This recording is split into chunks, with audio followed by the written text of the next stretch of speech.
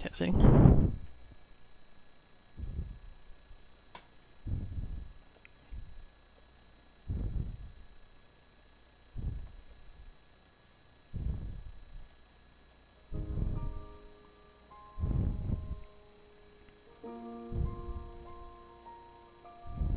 It's not fun being aggressive over everything, being triggered by my whole experience of livid judgment that dictates me and preventing my own free will to be who I'm supposed to be or what I choose to be. These are the many factors that flood in my head 24/7. Emotions are the beauty that solidifies expressions without words, but ultimately it can come at a heavy price, such as this. And to this day, it's still taking its toll. Before I was in the fandom, I used to review movies. Before I reviewed movies, I made Flash content on a site called Newgrounds. Sprite flashes, specifically. For over a decade, I've been a content creator, and for a while I've been very passionate over the years, and I've been very happy to have had such a hobby and escape from my experiences of being an easy target for harassment in school. However, I've made mistakes. Some are obvious, as I've shown myself in the past, making myself a total jackass. But there are some mistakes that I never like talking about. While I've made some stupid commitments, like my Rainbow Rocks rant, at least that was based on trying to make a moral stand. But the reasons I've made mistakes of in the past were selfish, self-entitled, and heavily delusional. Let's get that out of the way. There's no hiding anymore. I don't expect any sympathy, and I won't hold back. Back when I first started in 2005, I was a prime definition of cringe. Remember when TK addressed his experiences of trying to fit in with the big kids in his Newbie Dash review? Yeah, I was like that online. The content I've seen from them... To a character I absolutely hate. I wanted to be as good as them at the time, and I wanted to be appreciated. But everyone saw I was trying too hard, and I was being something I wasn't. Haven't we all? Of course, I neglected this argument, and what didn't help was that back then when I made my first submission on Newgrounds, I received very positive feedback, and for a while I was happy with it at the time, especially provided how harsh the reviewers were on Newgrounds. Seriously, if you think that YouTube comments were immature, well, reviewers on Newgrounds threw death threats. So and I'm so glad I didn't go there. Of my first Flash submitted online to Pride. And ever since then, I avoided criticism and assumed that I could easily fit in with many other content creators at the time. I looked down on those who were new and wasn't well received. At one point, however, I received a constructive critique on the Flash movie that was an entry for a silly contest regarding Yoshi's Island. It was well laid out, and, well, unfortunately, I didn't respond as well to some of these criticisms I received. They involved programs that I didn't have knowledge or access of. Easily, I could have asked for suggestions from this user since he was also a Flash animator himself, and he had more knowledge, but my arrogance got the best of me. Consequently, I received a comment from another I apologize creator if don't go that far. I looked up to, and, well, he bit my head off based on how I responded to the other user. Not only on that one Flash, but all three of the Flash movies I had at the time. He viewed all three of them and implied that I sucked. Seeing him lash at me in such a manner like that, it really hurt. Afterwards, I was on the edge of just giving up or just quitting. A reason I didn't go into Newgrounds. Introduced me to Newgrounds, told me to not let that get to me and just proceed on. I did what I could to apologize to those who I was disrespectful to, but there wasn't much of a response. I proceeded on making Flash content, and it was then I was given a bigger reality check. More criticism was becoming more apparent, and instead of blind praise, I had to stomach that in. I tried to, but I responded lividly when I shouldn't. I tried taking in criticism at the time. Yeah, I should also mention that there should be some. There's gonna be some language in this when I usually don't resort to that. So I apologize in advance. But no matter what, anything I made wasn't good enough. I tried making it, telling myself I wanted to do this for fun, and a part of it was making something based on games I enjoyed from my childhood. But I exploded when, in late 2007, a low-quality Sprite movie was featured. I posted an angry entry on a site called Cheesy Art, similar to DeviantArt, ranted about how it had more attention than whatever effort I made. And there I showed my true colors. I lost respect from the close ones I remembered, and others just tried to convince me to proceed on since they still liked my work nonetheless. As it turns out, the Flash was just a joke over how cringing and effortless bright flashes were, as a majority of them were like that at the time. Similar to the jokes of Jared Jackson, when they were not meant to be taken seriously. After some time passed by, I proceeded with Sonic the Unstoppable in 2008. I got a daily second, which was the highest rank I got, but it didn't mean that much anymore. Afterwards, things with sprites just died out. I was more into college, art, and discussions about movies. Yeah. This leads me to when I started reviewing movies. Some of you would already know, as I started in 2009. Part of the motivation was obviously by Doug Walker and Roger Ebert. The other Yep. spoke up about movies when I was in college, and all the time people agreed with me. And once again, I took it to pride and I became delusional. I was one of those who believed Hollywood wasn't making as good movies as they used to, and I wanted hand-drawn animation back. And nostalgia tart is what some people would call it nowadays. The genre was a huge role in my childhood, as it was not only my favorite genre of animation, it was my favorite genre in all of filming, period. It's what got me into movies since I was a baby. Sure enough, everyone else had this feeling too. I am so And resisting the MC word. Finding out about The Princess and the Frog since 2007, I was ecstatic. The trailer itself even made it a big deal when it was, well, released in 2009. In the mid-2000s, about 90% of animated movies consisted of modern pop culture jokes and didn't take the genre serious. And There were some CG. exceptions, obviously, but it just felt like companies were just pandering kids. When I grew up with films like Aladdin and The Lion King, they took the storytelling and the characters first, and not the gags and jokes. Comparatively, the mid-2000s felt like a dark age. That's why I was mad that after The Princess and the Frog wasn't met to the success as a lot of us expected, hand-drawn animation was just left back in the shadows. I treated this Plus, movie as the it was second it was something completely new. Bring back the old Chipmunks have been days. around for longer, so And when it wasn't met, yeah, something nostalgic ought to get people's attention. upset and depressed, only because I didn't get what I wanted.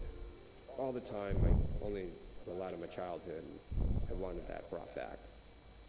It was selfish, and I overlooked the movies that actually got the praise it did deserve, and ignoring them came to massively discrediting the efforts. 2011 and 12 for me was the worst, as movie reviews were of a concern. Films Here I we didn't go. like were heavily praised, and I just couldn't understand anymore. Okay. I fully admit my response was not particularly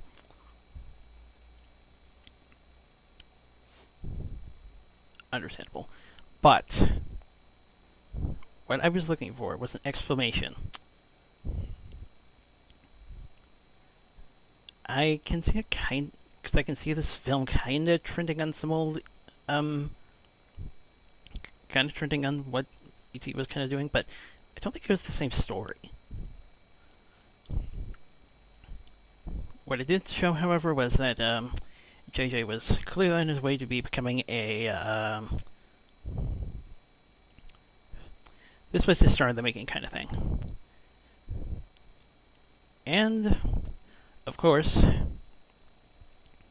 he didn't fail, at least in terms of visuals, with Star Trek and The Force Awakens. So, yeah. Kind of understand if you are not willing to reply to this, but unfortunately, you need reasons as to why you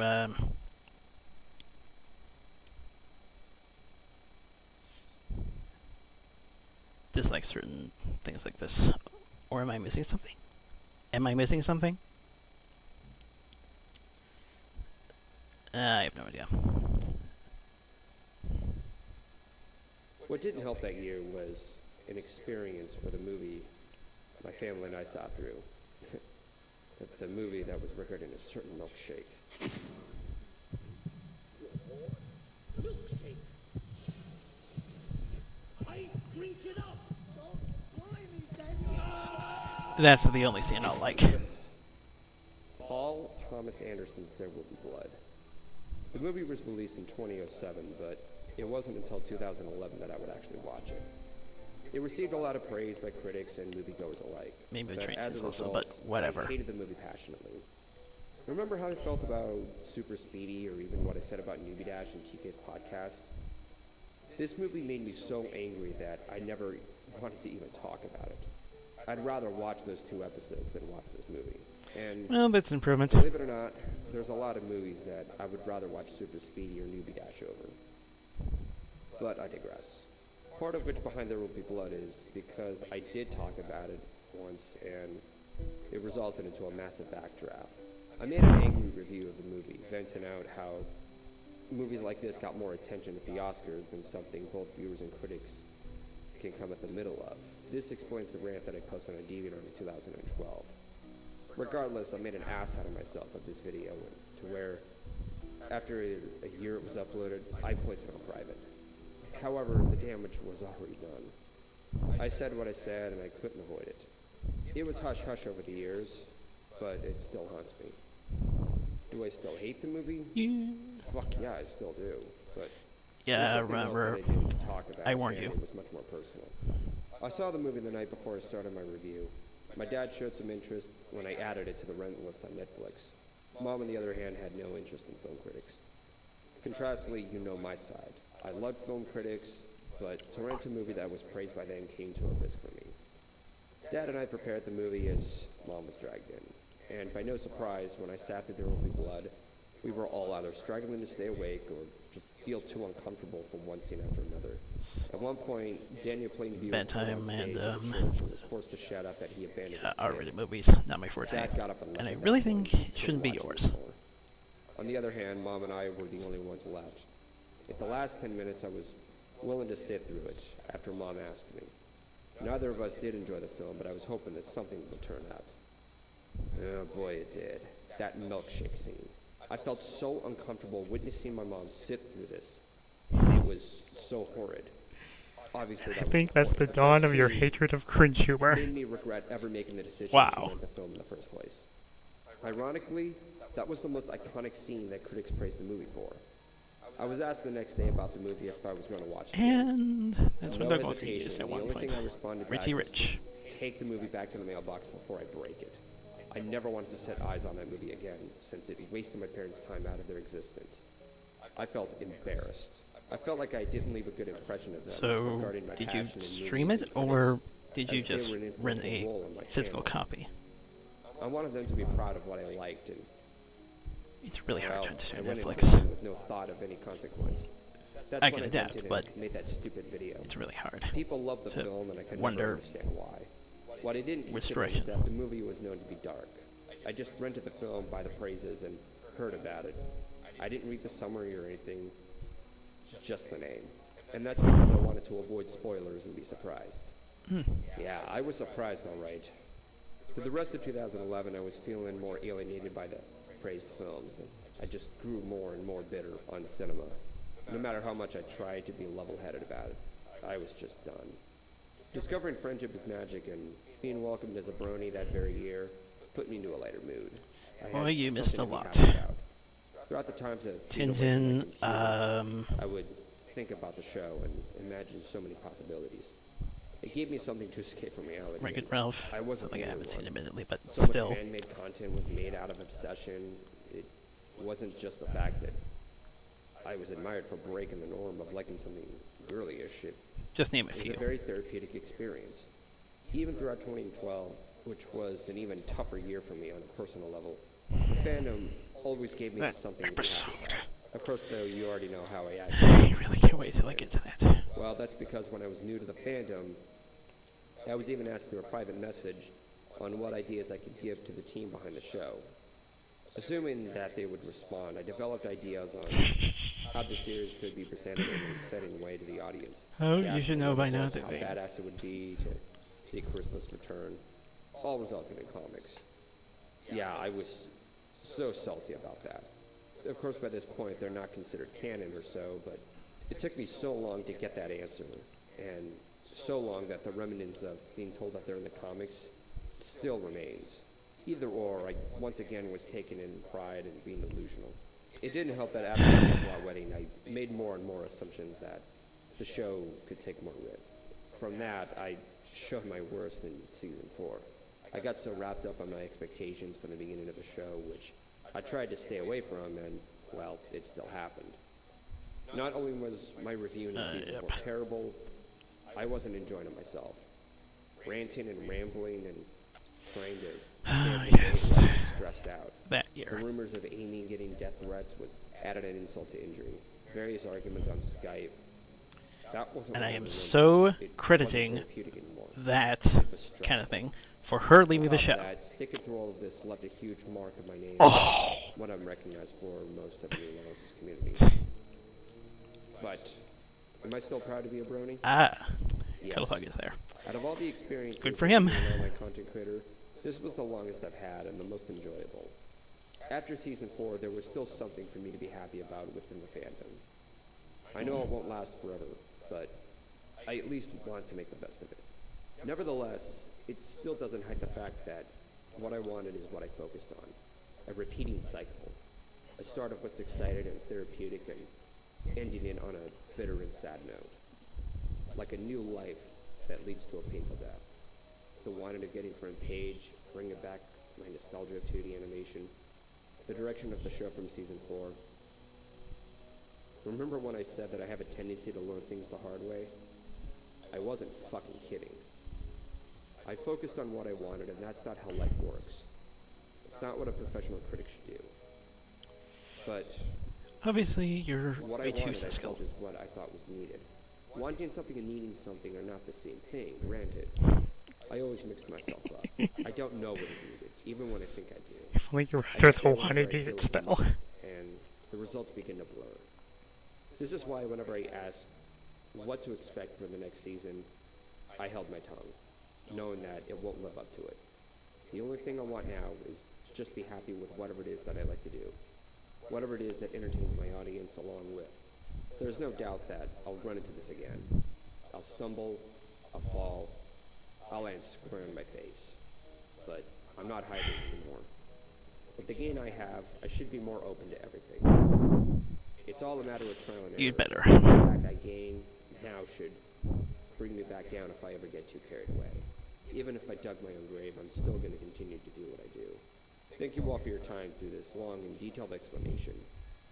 Stay tuned for Mending Fences. Which will thankfully not involve any interruptions.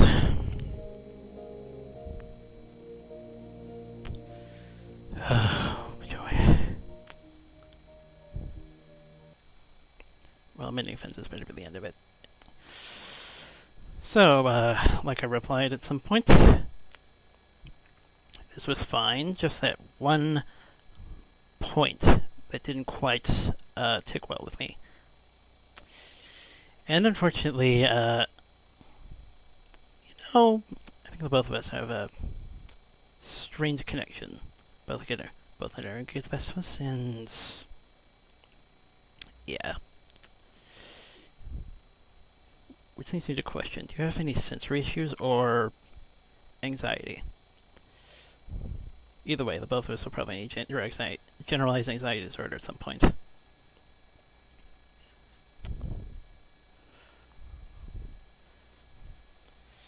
Well, I guess that wraps this up.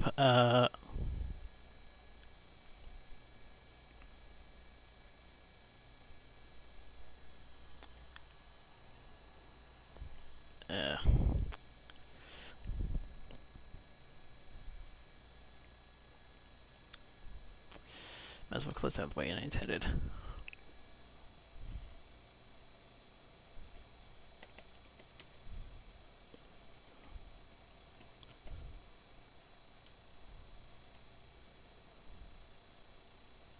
With the song of my choice for these things.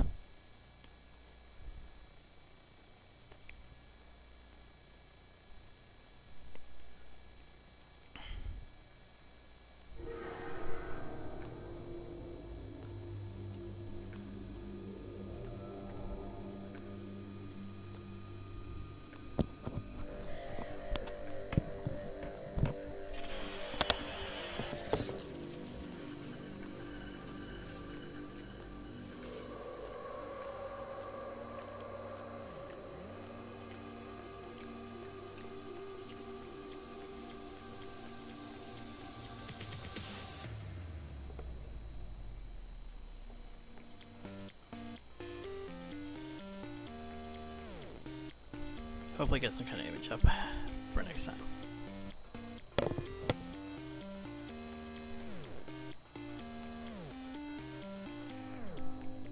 My return is a mystery. Thought you had control of me. I'm offended that you're so surprised. That first defeat was a practice round, but I pulled myself off the ground, and I've already planned your demise. Won't stop fighting 'cause I'm not done yet. You're going to regret this time. I won't let you forget. You're not gonna get away this time. I'll strike when you're blind. You'll awake just to find you are mine. You thought you won, thought the battle was over, but I'm just getting stronger. enjoy your freedom. It won't last much longer, 'cause I keep getting stronger. when the sky turns to gray, when the light fades away.